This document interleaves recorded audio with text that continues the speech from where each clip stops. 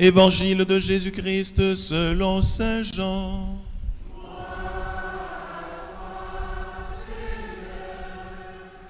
Au chapitre 20e. C'était après la mort de Jésus, le soir du premier jour de la semaine. Les disciples avaient verrouillé les portes du lieu où ils étaient, car ils avaient peur des Juifs. Jésus vint, et il était là, au milieu d'eux. Il leur dit, « La paix soit avec vous. » Après cette parole, il leur montra ses mains et son côté. Les disciples furent remplis de joie en voyant le Seigneur. Jésus leur dit de nouveau, « La paix soit avec vous. »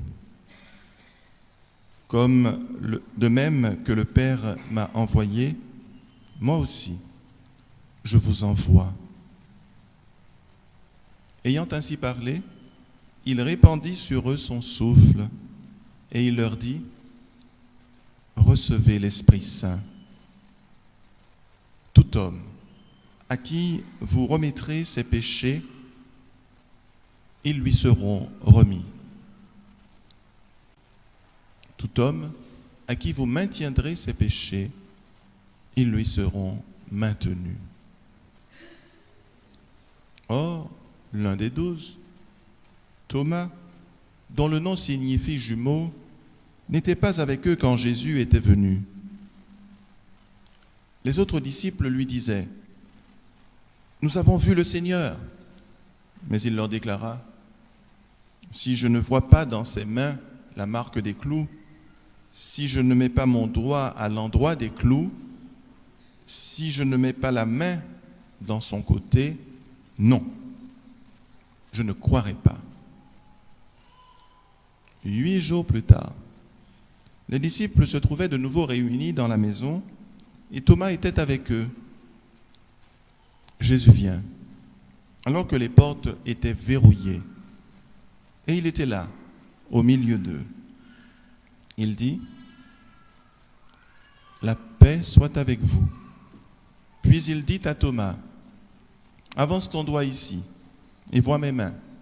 Avance ta main et mets-la dans mon côté. Cesse d'être incrédule, sois croyant. » Thomas lui dit alors, « Mon Seigneur et mon Dieu. » Jésus lui dit, « Parce que tu m'as vu, tu crois. Heureux ceux qui croient sans avoir vu. » Il y a encore beaucoup d'autres signes que Jésus a faits en présence des disciples et qui n'ont pas été mis par écrit dans ce livre. Mais ceux-là y ont été mis afin que vous croyiez que Jésus est le Messie, le Fils de Dieu, et afin que, par votre foi, vous ayez la vie en son nom.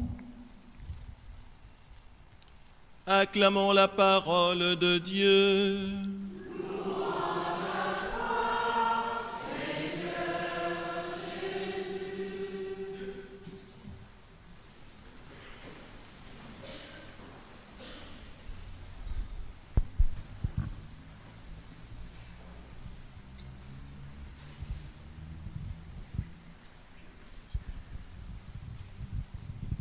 Frères et sœurs, nous sommes donc en ce jour, le dimanche dit de la miséricorde, fête instituée par le pape, maintenant le Saint-Pape Saint Jean-Paul II. C'était en l'an 2000, si ma mémoire est bonne. Donc c'est la 14e édition, si je puis dire, de ce dimanche de la miséricorde. Et en fait, c'est quoi la miséricorde? C'est peut-être la première question à laquelle il faudrait... sur laquelle qu'il faudrait se poser. C'est quoi la miséricorde? Est-ce que la miséricorde, c'est une espèce de pitié qu'on a pour les gens, une pitié condescendante, quoi? Bon, c'est un pauvre type, voilà, bon, allez, je lui pardonne, on tourne la page. Est-ce que c'est ça la miséricorde? Certainement pas. Est-ce que la miséricorde, c'est une espèce de pardon à bon marché, comme on va dire... et qui finalement ferait l'économie de la justice. La personne a fait un tas de choses graves, et puis hop, on passe dessus, voilà, on est miséricordieux, on passe dessus. Est-ce que c'est ça la miséricorde? Est-ce que c'est d'un côté une pitié condescendante, presque méprisante, ou bien est-ce que c'est une espèce de pardon à bon marché qui finalement ne tient pas compte de la justice? Voyez? Par exemple, pour dire simple, la personne, elle a accaparé tout l'héritage familial, et puis les frères et sœurs pardonnent, et puis voilà, le gars, il continue à accaparer les choses. Il ne répare pas, il ne tient pas compte de la justice, de ce qui est juste. La justice, c'est que chacun ait une part, du moins ce qui lui convient, ce dont il a besoin. Tu ne peux pas tout accaparer alors que tu as un frère ou une sœur dans la détresse, dans la difficulté, dans la pauvreté, et qui aurait peut-être besoin de morceaux de terre pour planter des légumes et puis vendre ça au marché. Bon. Donc, ces deux conceptions de la miséricorde sont naturellement fausses. Ce n'est pas du tout de ce dont il est question dans la Sainte Écriture. D'ailleurs, quand Jésus nous parle de la miséricorde, il utilise par exemple la parabole du fils prodigue. Et dans la parabole du fils prodigue, le Père, qui représente Dieu, eh bien, quand il voit revenir son fils qui a dépensé, qui a dilapidé une partie qui a dilapidé sa part de l'héritage paternel, et puis qui a vécu d'une façon absolument, vraiment, manière, je cherche un mot qui soit dissible dans le cadre d'une assemblée eucharistique. Mais il a vécu, voilà, on reprend le mot créole, dans la vagabondagerie. Bon, je ne sais pas si ça peut se dire, mais bon. Il a vécu une vie de patachon, comme dira un métropolitain. Il a vécu une vie où finalement il s'est dégradé, quoi. Il s'est tellement dégradé, il a tellement perdu sa dignité que, alors qu'il est juif, il en a été réduit à garder les cochons et à envier les cochons, à envier la nourriture des cochons, c'est-à-dire le manger cochon. Voilà où il était réduit. Alors que le cochon est pour le juif un animal impur et tout ça, eh bien, il était au service des cochons et il n'avait même pas la nourriture, il n'avait même pas droit à une part de manger cochon. C'est pour vous dire dans quel état il était réduit. Eh bien, quand il arrive vers le Père, quand il retourne chez lui parce qu'il n'a pas d'autre solution. Il meurt de faim, et voilà. Donc il retourne chez son père. Il espère que le père va au moins l'embaucher comme un de ses ouvriers, quoi. C'est un peu le plan qu'il a en tête. Et son père n'attend pas qu'il arrive. Son père va au-devant de lui, le serre dans ses bras, l'embrasse tendrement, voyez, le couvre de baisers. C'est très inattendu. Il ne s'attendait pas du tout à cet accueil parce que c'était pas du tout là, pour le coup, une pitié condescendante. On dit bon monsieur, après on va pas en faire, c'est au cas rentrer, au cas virer la maison parce qu'on pas arrêté à rien. Eh bien bon, ok, bon allez, la nian douche là, elle douche et puis nian chambre là à côté ça c'est chambonne là, point. Et puis sorti devant moi. Ce n'est pas une pitié condescendante. Pas du tout. Pas du tout. Ce n'est pas non plus un pardon à bon marché. D'ailleurs, la suite du récit va le dire dans le dialogue qu'il va avoir avec le frère aîné qui ne comprend absolument pas l'attitude du père. Et il va expliquer. Le père va dire, voilà, en fait, il était mort et il est retrouvé. Il était perdu, il est retrouvé, pardon. Il était mort, il est revenu à la vie. En fait, qu'est-ce que le Père a compris? En fait, qu'est-ce qu'il a exprimé par là? En fait, il a exprimé que quand il a vu son fils, au loin, là, mais il n'a pas vu le pécheur. Il n'a pas vu tous les péchés que son fils a fait. Bien sûr, il a ça en tête. Il n'est pas devenu amnésique. Il sait tout ce que son fils a fait.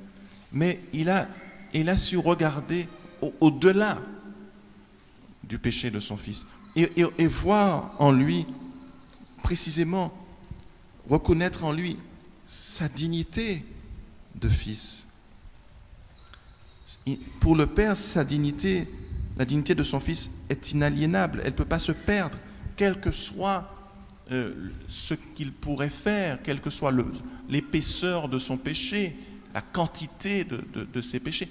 Ça n'enlève rien à sa dignité de Fils. Et le Père il voit son Fils. Il ne voit pas d'abord le gars couvert de péché, de caca cochon. Non, il voit son Fils. Et en fait, c'est ça la miséricorde. C'est ce regard, le regard miséricordieux de Dieu, c'est un regard qui nous voit dans notre grandeur, dans notre dignité de fils et de fille de Dieu. Dans cette grande vocation qu'il a sur nous d'être pleinement fils. Alors nous le sommes déjà, n'est-ce pas, par le baptême, et de l'être pleinement dans la communion avec lui dans l'éternité. Il voit ça, il voit toujours ça en nous, quel que soit ce que nous avons pu faire. C'est ça son regard de miséricorde. Notre dignité est sauve dans le regard de Dieu. Et c'est ça la bonne nouvelle. Nous sommes plus importants que notre péché. Nous sommes au-delà de notre péché. Bien au-delà.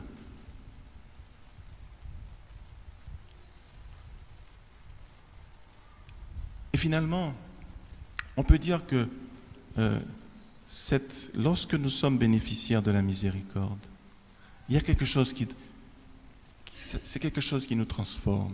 Alors précisément, aujourd'hui, dans l'évangile que nous avons lu, nous avons vu que le soir même, le jour même de sa résurrection, donc le soir du dimanche de Pâques, Jésus apparaît à ses disciples, il leur dit « La paix soit avec vous », parce qu'il faut dire qu'ils en avaient besoin, ils étaient dans l'inquiétude, dans l'angoisse, dans la peur.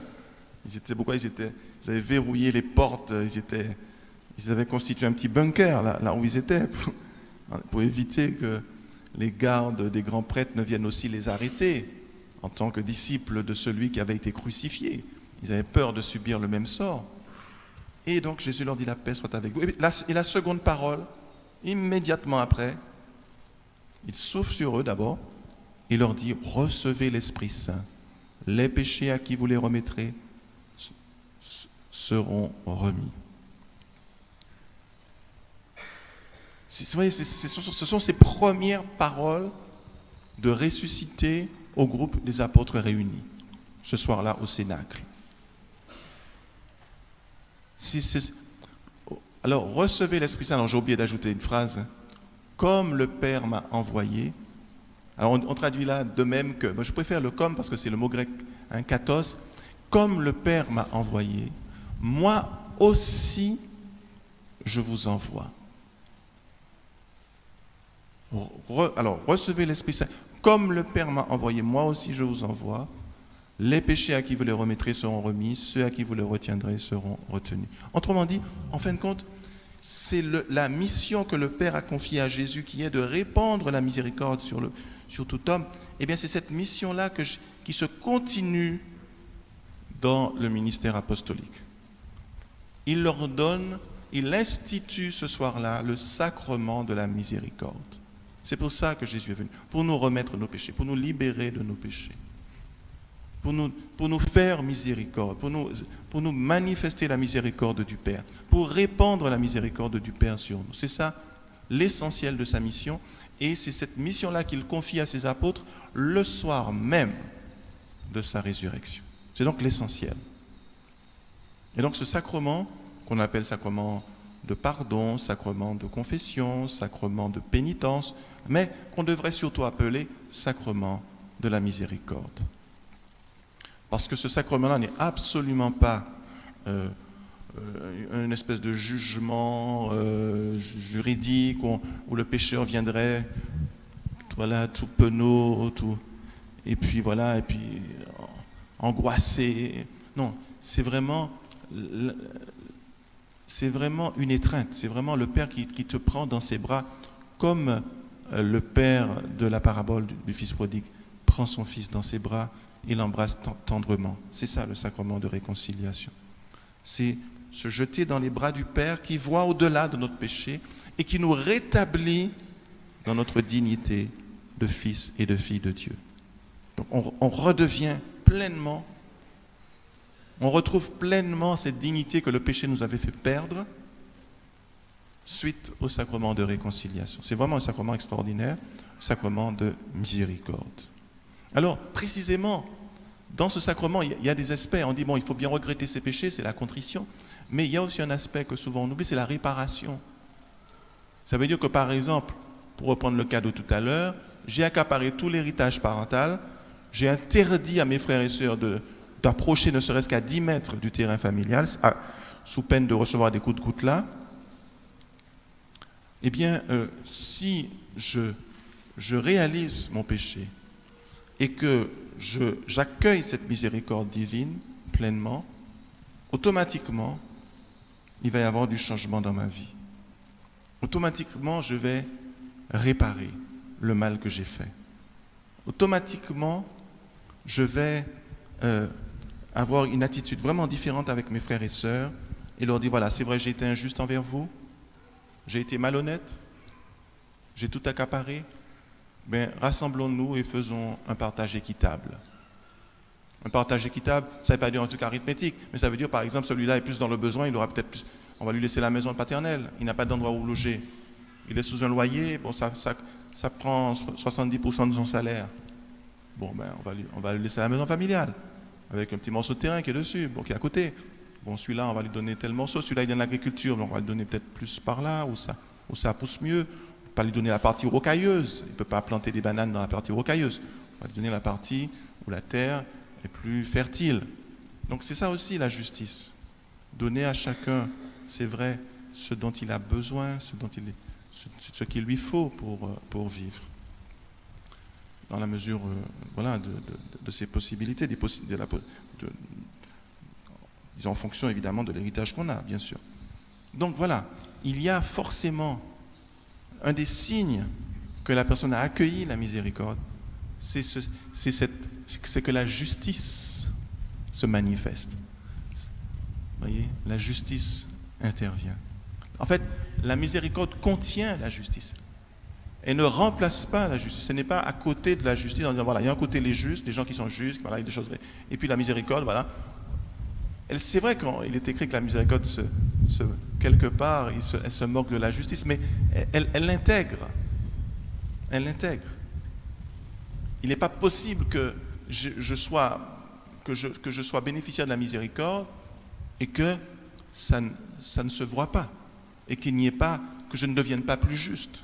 C'est pas possible. Autrement, je me moque des gens et je me moque de Dieu. En fait, je suis imperméable à la miséricorde. Je suis étanche, mon cœur est étanche. La miséricorde ne pénètre pas. Si la miséricorde avait pénétré dans mon cœur, eh bien, il y aurait eu des changements. Vous voyez, il y a des gens qui disent, ah ouais, Dieu est miséricordieux, donc je peux continuer à faire du n'importe quoi. Il y a des gens qui, en entendant ce discours-là, voilà, Dieu ne tient pas compte de ce péché qu'on a fait. Attends, ok, c'est vrai dans un sens, mais ça veut dire que si Dieu te pardonne, c'est pas pourquoi tu continues à le faire. Tu dis Dieu est miséricordieux, puis tu continues dans ton péché. Tu continues à faire des choses qui ne sont pas bien. Et tu dis, voilà, Dieu est miséricordieux, il va me pardonner. Ça ne marche pas comme ça. C'est pas comme ça que ça fonctionne. Dieu est miséricordieux dans la mesure où tu as vraiment la contrition, dans la mesure où tu accueilles, d'abord que tu regrettes. Parce que pour pouvoir accueillir cette miséricorde, il faut regretter le péché que tu fais. Si tu aimes ton péché, tu n'accueilles pas le pardon de Dieu, tu n'accueilles pas la miséricorde de Dieu. Ton cœur est étanche à la miséricorde de Dieu. Donc tu n'as pas reçu cette miséricorde. Tu n'es pas pardonné. Tu vas mourir dans ton péché.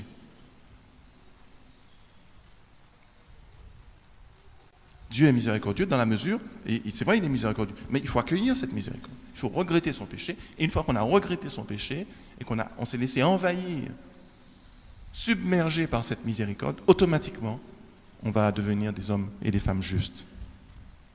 Il y aura un processus de transformation qui ne sera pas forcément un coup de baguette magique, mais il va y avoir un processus de transformation qui va nous conduire à devenir de plus en plus justes, de plus en plus saints. À la manière des papes Jean XXIII et Jean-Paul II, qui sont des hommes aussi qui se sont laissés transformer par la miséricorde de Dieu. et qui sont devenus des saints. Mais ce n'est pas par eux-mêmes, c'est par la grâce de Dieu qu'ils ont pu accéder à cette sainteté. Alors demandons au Seigneur, pour nous aussi, de nous donner la grâce d'accueillir pleinement sa miséricorde. Sa miséricorde qui s'est exprimée dans son Fils d'une manière aussi admirable, puisqu'il a donné sa vie pour nous sur la croix, et qui se donne à nous dans le sacrement de l'Eucharistie, qui est aussi, à sa manière, un sacrement de miséricorde. Dieu se donne, il fait miséricorde, il donne sa vie, il donne tout ce qu'il est, il donne son pardon, il donne tout. Accueillons-le pleinement et laissons-le transformer nos vies pour qu'elles deviennent semblables à la sienne. Amen.